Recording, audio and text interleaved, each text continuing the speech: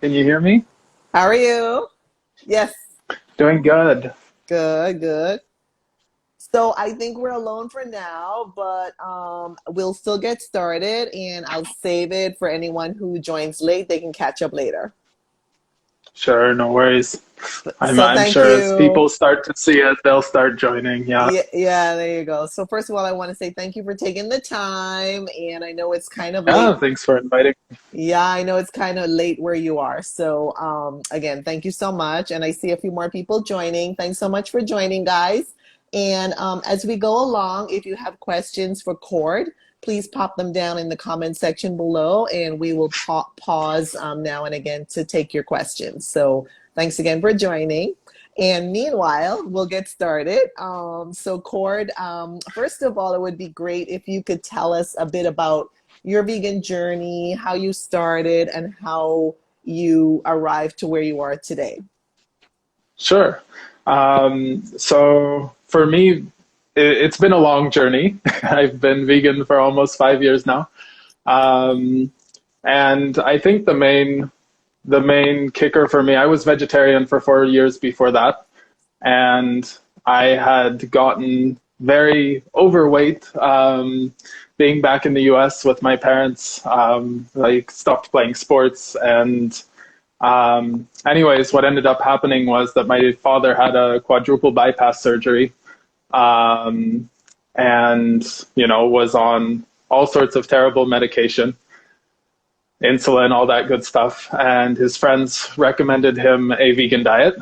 And after 6 months, he was off of pretty much everything. So it was not that he kept with the diet. They're back to being pescatarian. But at least a lot of the bad stuff they learned how to cut out, and that really kind of set me off on my journey. So visiting them, got to got to try out being vegetarian for a few months. When I came back to the Czech Republic, I had eaten goulash as the first meal back, and I was so sick after that.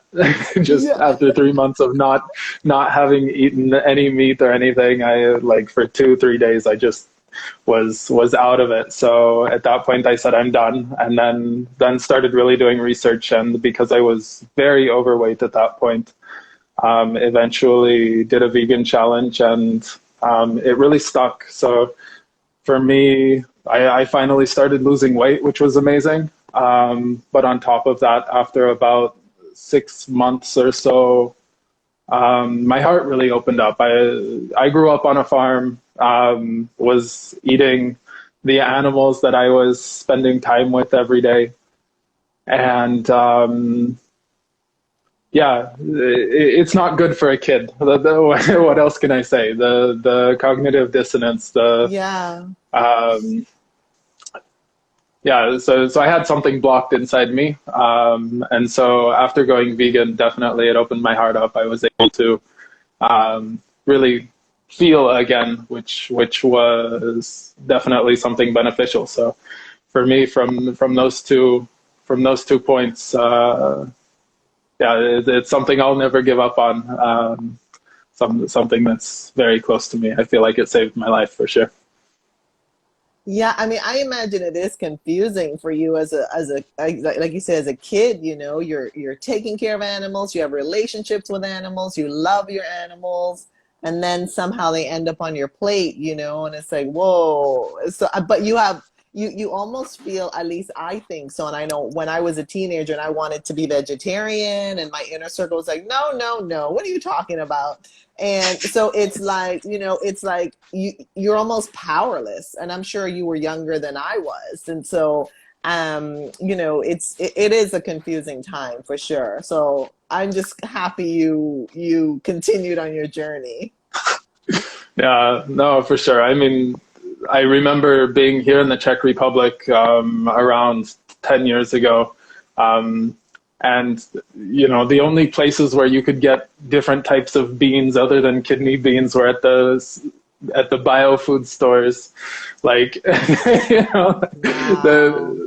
still in the stores, you can't find the canned black beans or things like that.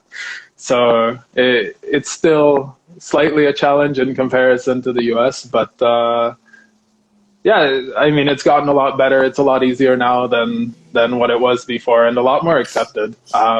For those that like to vegan travel, Prague is. I mean, not right now during COVID, but otherwise, Prague is amazing.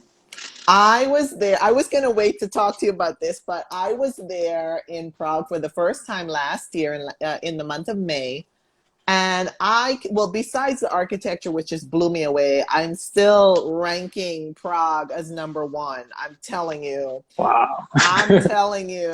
But I also rank Prague super duper high. I would say maybe number two for vegan restaurants because I just had the time of my life, just like, enjoying and tasting and experimenting with all of the local Prague restaurants. And what was also cool was they even veganized some of the traditional dishes, like the dumpling Yeah. something or the other with that yummy sauce and all kinds of stuff. I mean, I was like, oh my gosh! I was only there for 10 days, but I ate my way through. I ate my way through Prague in terms of veganism. I'm telling you, and I actually posted probably every single photo that I ate, every single meal on my page. So I tell you, I highly recommend Prague for vegans or Yeah, I mean, or vegan curious.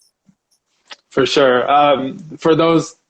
For those that want to go into a regular restaurant, that's probably not happening. It's one of those countries that either you find a vegan restaurant or you're eating French fries. Well, what happened to me, and I actually posted this photo, but I did not name the restaurant because I didn't want to, I wasn't trying to like criticize them or anything, but I'm a very curious traveler. And so I was in a neighborhood of Prague and there were all these people like hanging out outside the restaurant and, drinking their beers or whatever. And I was like, oh, this is a local restaurant. Cool. I'll go inside. Well, I got in there and I asked them, if there was anything vegan. And they were like, well, all there was white rice and boiled potatoes. And I was like, well, wait a second. But not even the spinach dish that you have here on the menu, that's not even vegan? No, no, no, that's not vegan. I guess it butter or something in there. I don't know. So I ended up eating white rice and potatoes. And I took a photo and posted it. Again, I didn't name the restaurant because it wasn't a critique of them. So I told my yoga teacher, because I was practicing yoga in Prague, and she said, no, no, no, Angel, you stick to the vegan restaurants. Do not go in the local restaurants. And I was so disappointed because I rubbing shoulders with the locals and seeing what they're eating. And can I eat some of that too, Yeah. I'm thinking of traditional vegan recipes, and there's really not. I can't think of anything off the top of my head that wouldn't have to be adjusted at least a little bit. Yeah, yeah. Use oil instead of lard or something. Yeah, but I'm super impressed with Prague. But anyway, I digress here. So I love hearing the traveler stories because I became vegan here, right? So for me, I've seen Prague change as well. I mean, there's the most vegan restaurants per capita of any country in Europe. So yeah, but at the same time, I didn't come here as a vegan traveler, so for me, it's fun to hear. So I thank you for sharing. Oh, I tell you, I rank Prague number two. My number one is Madrid, and my number two is Oh, Prague. interesting. Yeah, yeah, but Okay. that's just my personal experience. A lot of people really like Amsterdam as well. Yeah, I did not have good luck as a vegan in Amsterdam, but I think I needed more time. And I don't think my strategy was the best when I was there. So I think I need to give Amsterdam another go. Yeah, Okay. yeah. And I super love Amsterdam, the canals, the architecture, the people. So it's awesome. Hi, everybody. Someone's Thanks for asking joining. why Madrid? Oh, okay. I will answer. Hi, everybody. Thanks for joining. If you have questions and comments for Court or me, just put them down below and we'd be happy to answer. So why Madrid? Madrid apparently went to the other extreme of because they're very animal oriented in their meals traditionally. I was told that they kind of went to the other extreme, and so instead of just adding like vegan options to a lot of the restaurants, they actually created pure 100% vegan restaurants, and there's a huge vegan culture there. Like I can't tell you the number of like vegan donut shops and pastry shops, which I do have a sweet tooth, so I do find my way in there, but also just loads of amazing modern vegan restaurants and cafes there. So I personally find Madrid to be super duper vegan friendly. Whoops. Super duper vegan My friendly. setup almost fell over. Oh gosh. Yeah. So We're okay as long as I that's my don't move. answer. Yeah. Anyway, that's my answer. So, oh, Coach Lucy says, "Wow, we have to go." I highly recommend Madrid, but I also highly recommend Prague. I mean, it was just awesome. It was just awesome. So let's go to our next question. Meanwhile, and Cora, tell us a bit about your focus on sports business mindset and health performance psychology. How did you get into all of that? And why do you focus on those particular areas? Sure. So I guess to be completely honest, the coaching and sports psychology side of things really didn't have a lot directly originally to do with veganism, actually.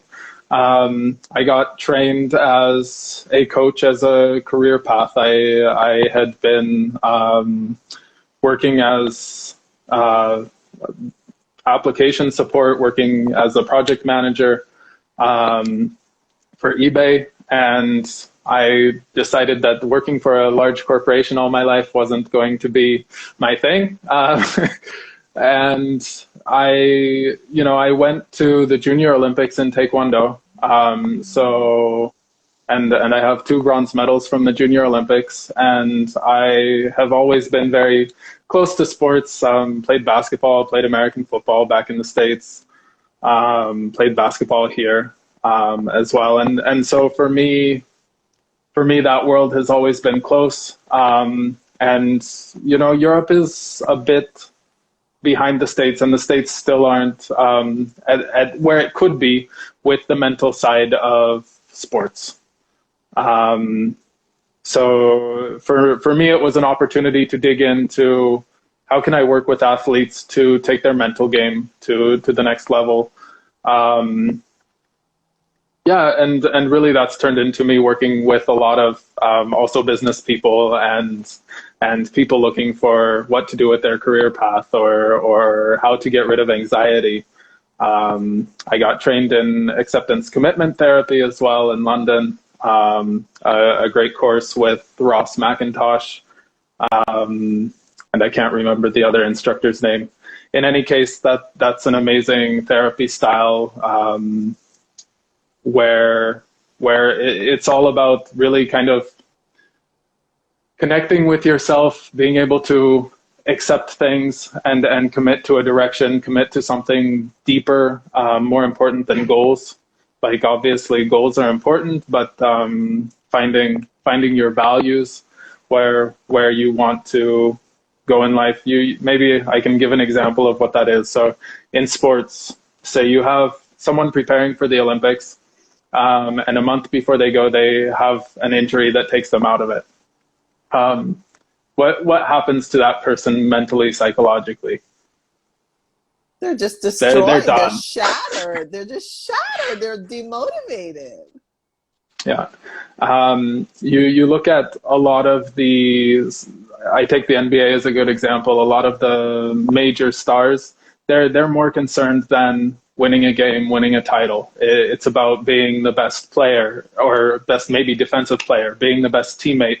So those are values, things to focus on. So if they have an injury, I can still be the best teammate. I can still work on having my name to be the best as the best defender. So when it comes to sports, working with people with sports, or also in any discipline, if we can work towards our values, figure out where we are, use some mindfulness, see what our brain's sending, but always make a choice to go after our values, then we're not having these large ups and downs. Yay, we achieved a goal, and now I don't know what to do with my life. Uh, Yeah, yeah. but a person kind of sees a larger vision. So is the idea to find something bigger than ourselves, like to be like a part of something bigger than ourselves and not so, I guess, self-centered kind of a thing, or That's an interesting question. I find it oftentimes both ways. People tend to think they're very self-centered and maybe think that way, but oftentimes they don't take care of themselves, which really isn't very egotistical. no, that's a good so point. Yeah. so I feel like it leans both ways, where a lot of those egotistical people, what they really need is to take care of themselves, and It's a and good point. to use that ego in a bit of a different way, rather than trying to put it up as a front towards others. Maybe look into themselves. But your question was a little bit different, and I've lost it at this point. You're right. No, no. I was really getting at whether your idea of, getting people into a different mindset was more something to do with like bigger than themselves, like seeing something, Sure. yeah, like a bigger goal that, again, is not so self-centered, but more, I don't know, big picture. I No. Okay, okay, um, the idea is to find values that a person represents. okay. Um, So that is very so personal. It's personal. for Yeah.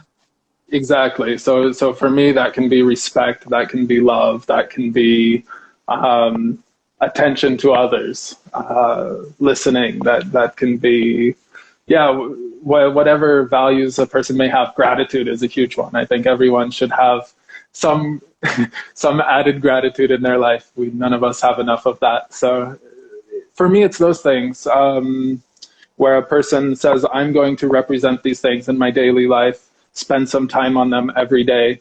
And when my career ends or when something happens, it doesn't matter because I'm still going to be representing these things. That's cool. I like that. I like that. It's not just like a temporary fix. It's like a long-term, yeah, journey, so to speak. Yeah. I just Exactly. want to thank everyone who's joining in and out here. If you have questions for Cord, please put them down in the comment section. He'll be happy to answer them. And meanwhile, Cord, if you could tell us a bit more about your coaching in terms of, the different, styles that you do. I know you do like individual and group, and then in terms of like, are they in person or online, etc. How does that work Uh, for your Oop. coaching services? Yeah. Right now, because of the current situation in Prague, we're on lockdown, all online, all or through the telephone, Skype, whatever. I've even done WhatsApp sessions, but no, usually, like, I do a mix of both always. So usually I would also be having in-person sessions as well. And again, the range of clients I have is from people trying to figure out what to do with their lives, maybe really missing goals and trying to figure out, okay, where do I go from here? What is it that I want? To those sports people trying to take it up to the next level, gain an edge on their competition. Um, to Yeah, even some people dealing with relationships. I've had a few clients that are not in great situations with their relationships, and they need an outside someone from the outside to take a look at it and say, I don't know, give them some help. I don't want to go too much into No, detail no, there, no. but Right, right, right. Well, my it, understanding, yeah. My understanding is Go- because of the pandemic, a lot of relationships have been under a lot of strain as well because people are spending more time together than they used to. And so my understanding is it is quite challenging. So like a coaching service like yours could be super helpful. It goes both directions. It's really difficult for those that are spending a lot of time with their partner.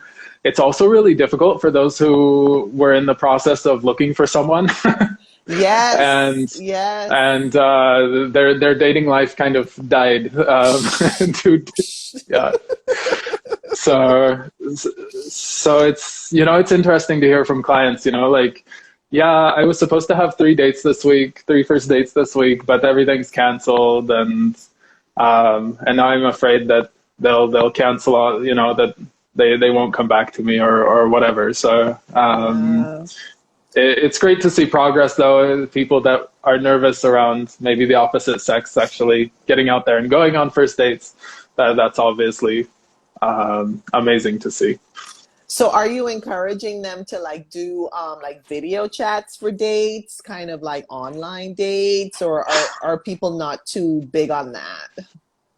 I haven't gotten to anything like that yet. To me, it seems like the consensus is kind of let's go on a walk in a park because that's still somehow allowed. Right. Or At least you're in fresh air. Yeah. yeah, yeah, Yeah. yeah. So we have a question here from Coach Lucy. How are you guys dealing with the situation? I guess she means a pandemic. Yeah, yeah, yeah. So you want to take that first? Um, yeah, I'm staying at home a lot, and spending a lot of time working on the upcoming book that we'll talk about later. Yeah. Maybe I think that question is mostly directed at you. Oh, oh, all right. Well, I'm finding it super hard because up until March, I was traveling a lot. And so obviously I cannot do that unless it's going to be within the US. And even that's a little bit tricky going from state to state. I'm also finding it hard not to go to yoga classes. I love to go to yoga classes in the studio. And currently they're only having like, online classes or in the park or things like that. And that's really that's not my flow. Have you tried exercising in a mask yet? No, and that's why I don't want to go to the ones that require masks because the studio where I really want to practice, they're requiring masks. And I'm like, no, no, no. I mean, the whole point of yoga from the very beginning, they tell you it's to, really control your breath, move with your breath, really, get in tune with your breath. So how are you going to do that if you have a mask on? Yeah, I've seen some new ones, like new masks that Under Armour and a couple other companies have started putting out that look quite nice for exercising. Haven't tried it yet, Really? but it's like out of some of that similar material that like you would be wearing for sports, so it's supposed to be more breathable and stuff. But I don't know. Wow. uh, I don't know. I don't know. It's very challenging. It's very challenging. So let's go to our next question about because we're almost halfway through our hour here. wow, no, that's going fast. I know, I know. So tell us a bit about what inspires you in your recipes. What's kind of behind Ooh. the recipes that you create? I love being creative. I take inspiration from all sorts of places. Oh, I love spicy food. I think for me that's maybe the main thing. So anything with a lot of heat in it is I love. But what inspires me? I take inspiration from everywhere. I feel like I see, I don't know, that someone I don't know, I did some recipes with some red wine lately because we bought the box of red wine, so I was like, okay, let me use this in my cooking. Yeah, yeah. I do a lot of Indian and Thai food, Vietnamese food, so we have a lot of native Vietnamese here in the Czech Republic. old communist states. So a lot of Vietnamese moved here. That's the main minority. And yeah, so there's a lot of great restaurants here, and then I try and recreate things at home. And then I have cravings for things I grew up with, right? And so then that means like Mexican food, Tex-Mex. Like I grew up in Oregon, so that's West Coast is a lot of Mexican food. Um, and then sometimes it should just be like mashed potatoes and a country style gravy or something like. Yeah. I love the mix, It's just like so It's all over the international. place. Yeah. It's so international. I love it. I love it. Yeah. Well, one thing we have in common is spicy food. I love spicy food. I really do. Now, I cannot go to the highest level of hot. Like if there's like do you want it really hot, medium, or mild? I'm really a wimp, so I say medium. Like That's okay. yeah, I'm a little bit wimpy, but I love the flavors. I want to thank everyone who's joining, and if you want to put your questions down below for Cord, he'll be happy to answer them. And meanwhile, Cord, let's go to vegan travel tips. And I know you've traveled a bit. Obviously now things have slowed down with the pandemic, but what are a couple of your tips for vegan travelers in your experience? I'm a happy cow person. Whenever I can find places on Happy Cow, then for sure. Um, Man, I'm trying to think about decent tips that I could give. I try and take cultures open-minded. I learned a lot now so our last trips were Japan, Paris, and Greece most recently. I'm getting a lot more used to asking restaurants to prepare something vegan. So they don't have anything on the menu, but a lot of places are willing to cook something up. And that's not something that here in the Czech Republic we would ever be used to.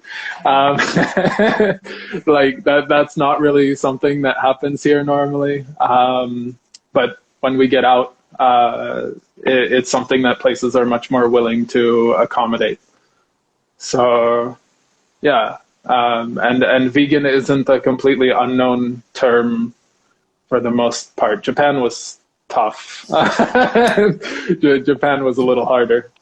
Well, Japan's still on my list, but I would imagine, a lot of Japanese dishes are accidentally vegan. So I think that is helpful, or maybe that's just a misconception. But I'll tell you one thing. When I'm in other countries, I go to Japanese restaurants when, for example, if it's a holiday, like a local holiday, and the local restaurants are closed. But a lot of the, Far Eastern, what we call Asian restaurants are open on holidays in some countries. And I just resort to, eating like vegetable sushis. Like, I tell them I'm vegan, and oftentimes they have like a cucumber, sushi roll, or an avocado sushi roll or something like that, right? Or a veggie vegan sushi roll, like things like that, or just like rice and seaweed, or, a salad or something. So I personally find Japanese food to be vegan friendly. But again, I haven't set foot in Japan yet, so I don't. We work that way normally. Like here, finding decent vegan sushi, yeah, that it's possible. But yeah, being there, they don't understand tofu as a meat replacement. They understand it more as like a vegetable. So I don't know, like when we were trying to experiment some, we would order a tofu dish, and like neither of us could read Japanese. So you see tofu, you give it a go, and then there's what is that called? The dried, like super thinly sliced fish that it's covered in. Oh yeah, I don't know what it's called, but I've seen it. They put it on everything. like a dehydrated thing, yeah. Yeah.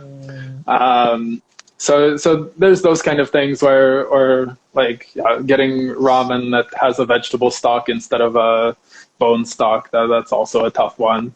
But again, Happy Cow worked Yeah. great, especially in Tokyo. Yeah. I've Um, used it in other places too. Yeah.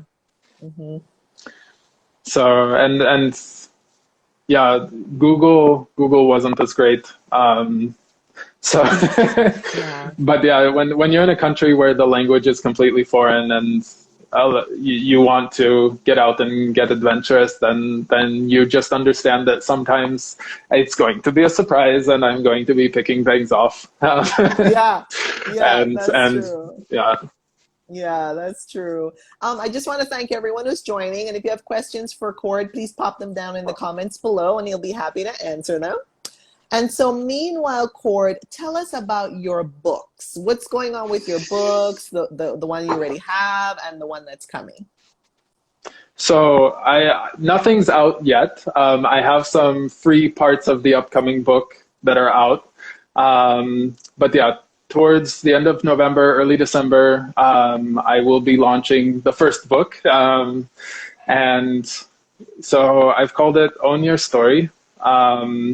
And I basically went through my weight loss journey through veganism, raw cleansing, and really I dug into the mental side of things. So for me, the major part of weight loss wasn't necessarily around a specific diet. I had all of after years of research, I knew what to do. Like a fat person hears from every direction what they should be doing.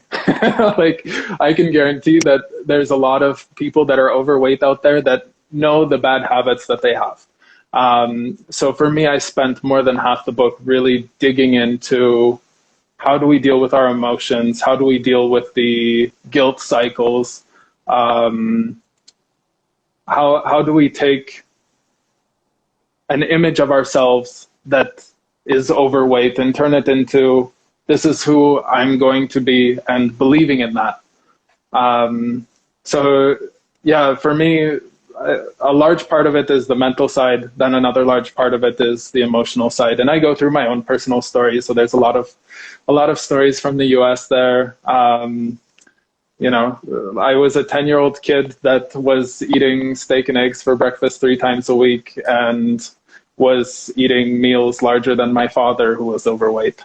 Like, and as a 10-year-old kid, yeah, I was, doing 2, 3 hours of sports every day. I was somewhat burning it off, but I couldn't understand why I was overweight my whole life and yet was at the top of the sports I was playing. And for a long time, I was told that it's baby fat that'll come off. It didn't. Not with those kind of portions and the standard American diet.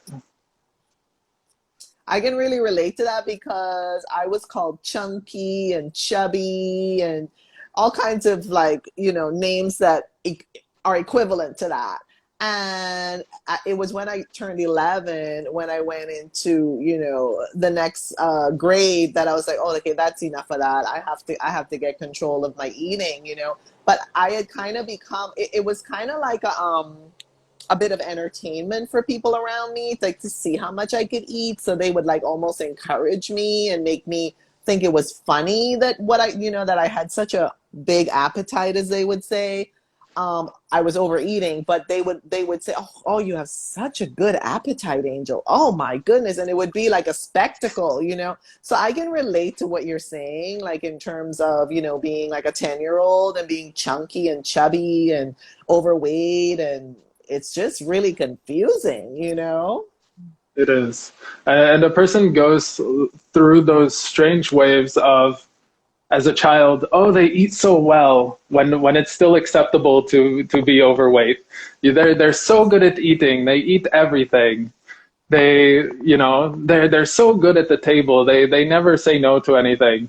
And then a kid hits 10, 11, 12, 13, and it starts becoming, oh, you eat too much. So then the habits of so then there's confusion, and a person starts forming habits of either not eating or hiding food.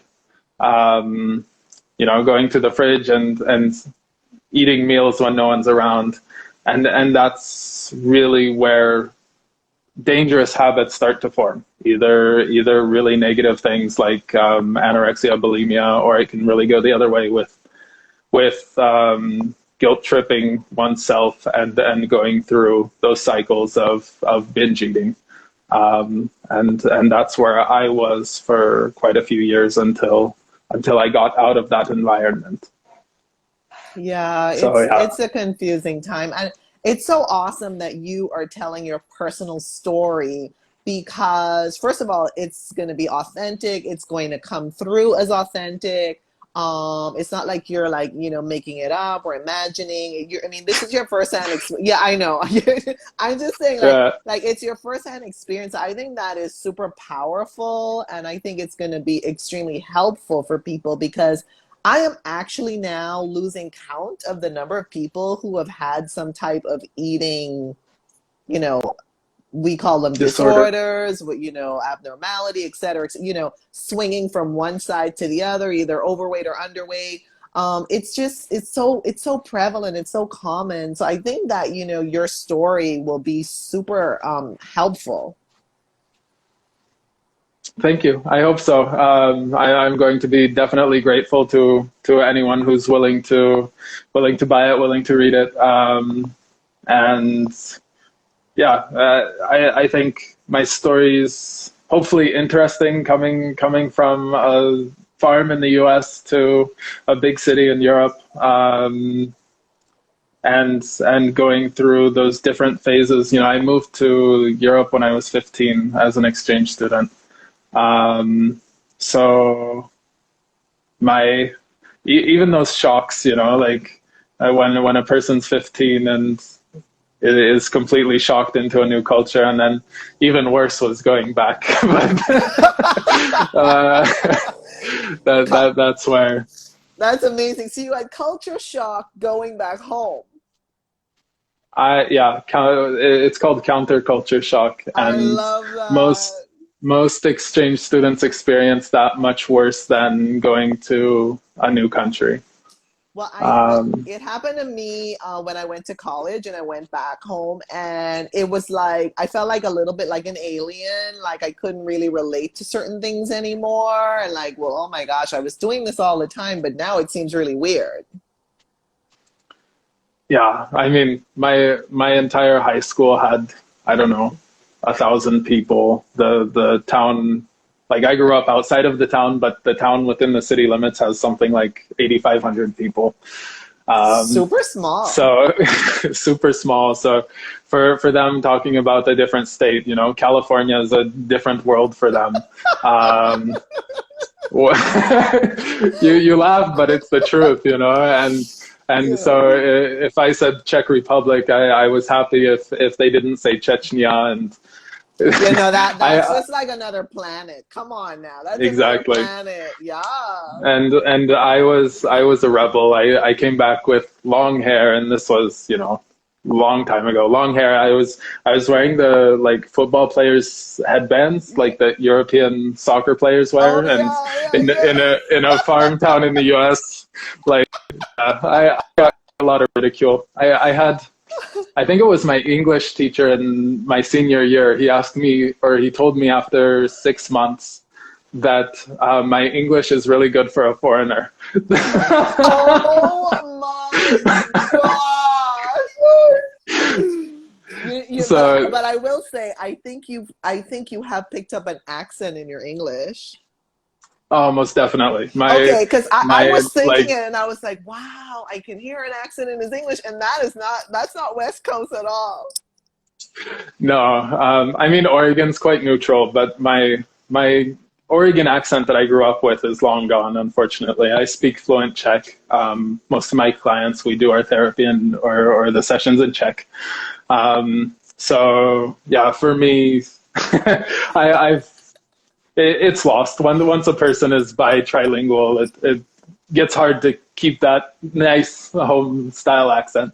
Yeah. But I say kudos to you. Kudos. I mean, keep going at it. That's what I say. I want to thank everyone for joining. And if you have questions for Cord, please pop them down in the comment section below. And meanwhile, Cord, tell us about how you handle naysayers of our vegan diet and lifestyle, critics, Ooh. skeptics. um, for me, I think I mean, I have all the arguments. I'm someone who, I go to Cubes of Truth. I'm normally, because of the multilingualism, I'm someone, talking to people. I can handle two or three different languages, and the logical arguments are there, but it's not that's not what gets to people. Like I can tell them, look at your teeth, look at your intestines. Your intestines are super long. The whatever you're eating, if it's not getting through within 24 hours, I mean, what happens to food if you leave it in a warm, damp environment for longer than 24 hours? It's going to go bad, right? And that's exactly what's happening in your gut, because our intestines are extremely long for our body, which is a clear sign that we should be eating.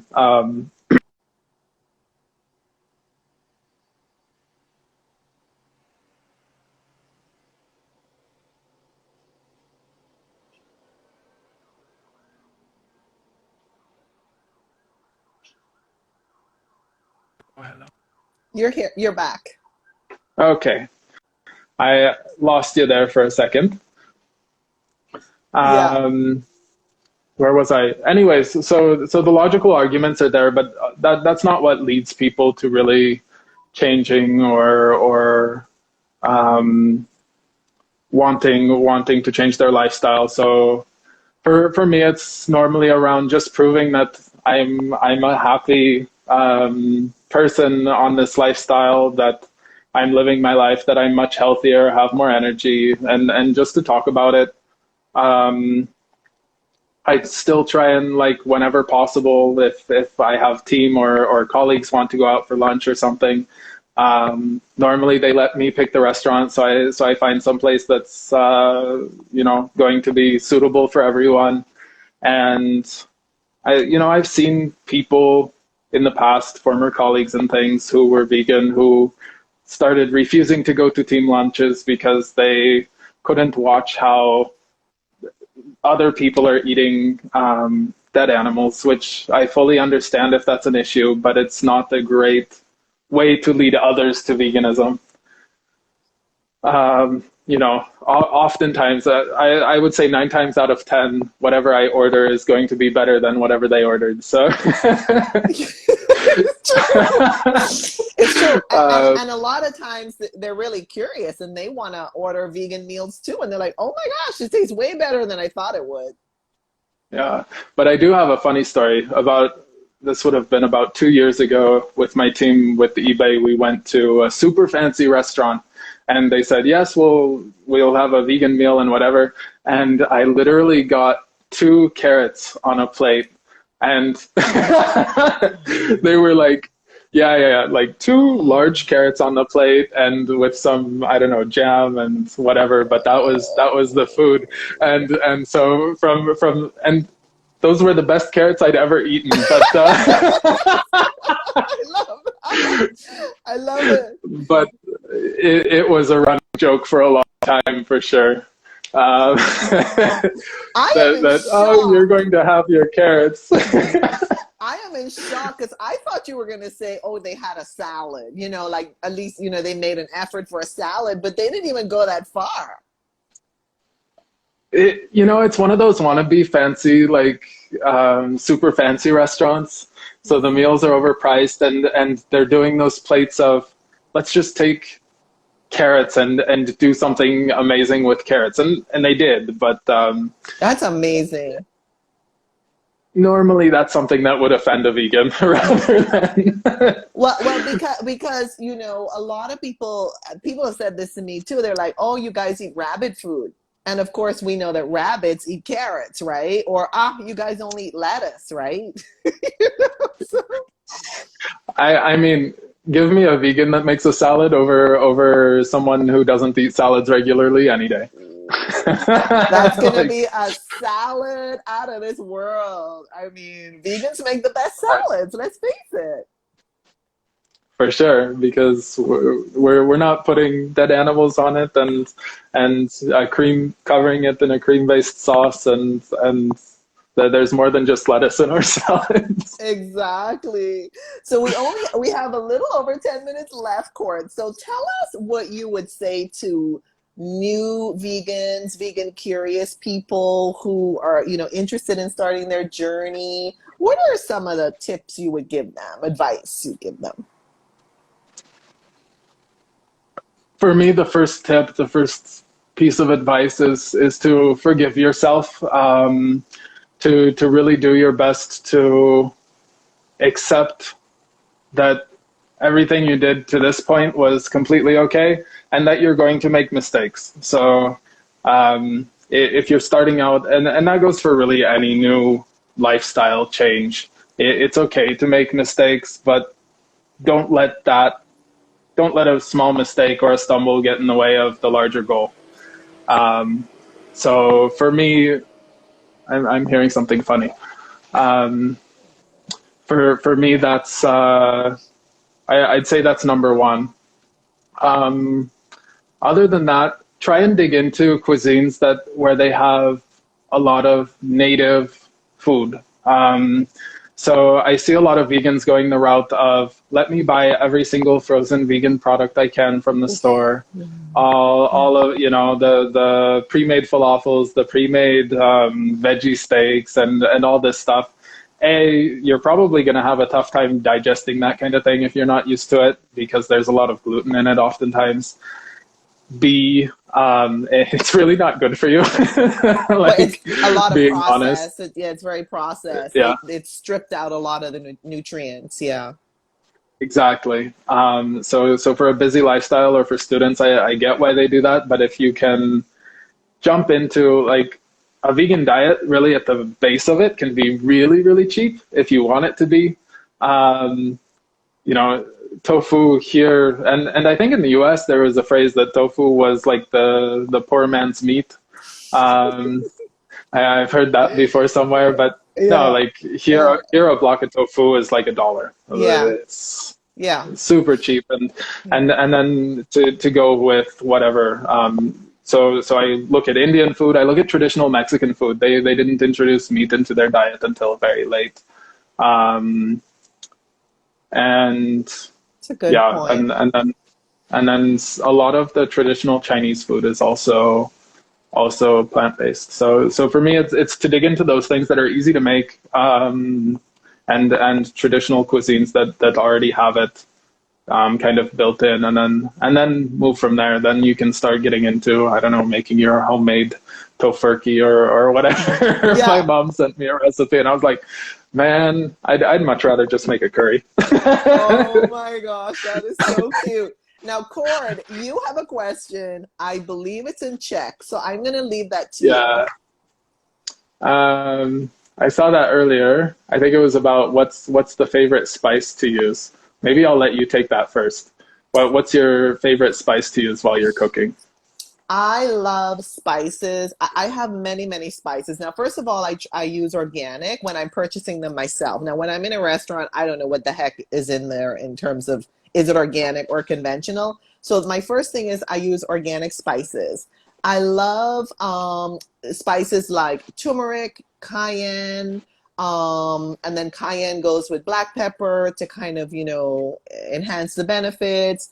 I also love kind of a little bit of the sweet spices. So cinnamon, Mm, nutmeg, fennel, and my recent favorites, I've fallen in love with cardamom, which hmm. has like a beautiful aroma and a beautiful taste.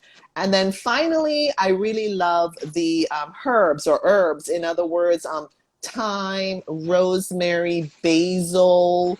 I've also recently fallen in love with caraway. And so I'm very eclectic. I'm very curious and I love variety because variety is a spice of life. And I know that's a play on words, but for me, truly, variety is the spice of life. So, including in my spices. So, what do you For sure. what's your view on spices?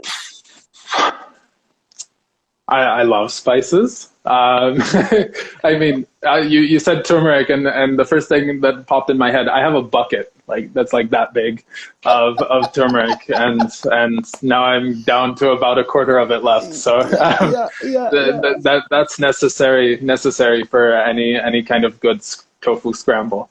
Um, but for me, it's cumin. Cumin really ties the world together in an interesting way. There's a lot of like disparate cuisines that far away that all use cumin. So you'll find the cumin in the Mexican and in the Indian, in Egyptian or Middle Eastern cuisine as well. So for me, that's one that goes in a lot of places. Um, yeah, I think that's something that I guess surprised me when I figured out actually Mexican spices aren't all that different from what Indians use in a lot of their cuisine, which I was didn't I I think didn't a I shock. that really didn't dawn on me, honestly. Thank you for that pointing that out because I didn't really think of it like that, to be honest. You know, coming here and starting to be vegetarian and wanting to make a lot of the food I had in the US, I didn't. They weren't selling spice mixes here at that time, So you and had to if they make your were, they weren't own. good. So I was making my own, Yeah. and that's when I started figuring out like, huh, I can just buy a huge thing of cumin and I don't have to worry about that part. Yeah, yeah. Well, I have a small jar of cumin, just the same size as my other spices, so I don't have the giant sizes like you do. Yeah, no, like the bucket of turmeric definitely is paid off. And Yeah. I go through a lot of powdered chili as well. That's another one. Yeah. Yeah, Yeah, I like the and cayenne chili, yeah. and other than that, for me, I like the maybe not spices, but the fresh aromatics going into things. So give me garlic, onion, and ginger. Like Totally. those work better Totally. than spices a lot of times. Totally, totally. And all of these are just so powerful, They just have so much potency in them. And I think that's what, Much flavor. we sometimes don't remember. So, I And personally then put yeah, I was just gonna sorry, say maybe that. yeah. Go ahead. No, no, no. I was just going to say real quickly, I personally put spices in my smoothies because I don't want to put them on like a fruit directly. So I just put them in the blender and let it all mix up and Yeah, yeah. Maybe a note on that is that to eat a smoothie in a bowl is quite good for your digestion. Um, the when you're eating it with a spoon, the saliva helps to break down the food. Uh, so good that's something point. fun I learned. But one of my secrets to really bringing out that umami flavor is to buy dark soy sauce. So normally the soy Oh. sauce you're buying is the light soy sauce, but the soy sauce used for cooking in most cases is the dark soy sauce, and that's it's enough to put in a teaspoon, but it really brings out that depth of flavor that a lot of people are looking for. Makes it a lot more interesting. Uh, Wow, that's a good tip. All right, so we have 4 minutes left, Cord. Tell everybody what your future project is. I know you talked to us about your book. Do you have any other future projects? And where's the best place for people to contact you if they want to collaborate or more information? Sure. Email is definitely best. Coaching dash Praha, that's Prague in Czech, coaching dash Praha at gmail.com. Um, uh, I mean, you can definitely contact me on Instagram. I check my messages. Other than that, future projects. For me, after the book launch, definitely what's next is looking at creating a course. I have a few different ideas, but I have lots of experience giving trainings, creating courses um, for corporate environments. So for me, that's quite logical. And my idea that I'm thinking about going with now is to do something like a survival guide for vegans. A lot of in a non-vegan world. So a lot of the emotional issues that people have, how to get over, um, yeah, basically that you're living in a world that doesn't link up with your ethics and morals. And That it's is a lot of, awesome. I've seen a lot of people personally go vegan and then get depressed because of it, which is sad to me. Um, but they're depressed by the state of the world, and because you know, a lot of people, especially a few years ago, they were going vegan because they were more emotionally connected than other people. A lot of times they were. The US is a bit different. There's a large health connection there. In Europe, it really seems to me like it's more of that connection with animals. Yeah. So an emotional connection, and there's just been a lot of people who I've seen kind of, yeah, go down a path that isn't very positive, due to the fact that they went vegan and were not happy with the state of the world. So for me, kind of that survival guide, how to grow, how to survive, I think that's something that could be good for a lot of people. Totally, totally. That would be awesome. We have Coach Lucy saying this was a fun stream. Thank you guys. Well, thank you, Coach Lucy, and thanks for all of your applause, your thumbs up, all your questions and comments. Thank you so much. We have 1 minute left, so I am going to thank you uh, Thank you for immensely having me. It's been here. a blast. Thank you immensely, Cord. I have to save this before we get booted off here, and I want to. So I want to say thank you to you, Cord, to everyone who joined. I'll save it on IGTV and my stories, and then I will send you a message afterwards, Cord. And thank you so much. Fantastic. Thank Take you. Have care. a great Thank rest you. of the day. You Bye. too. Bye bye.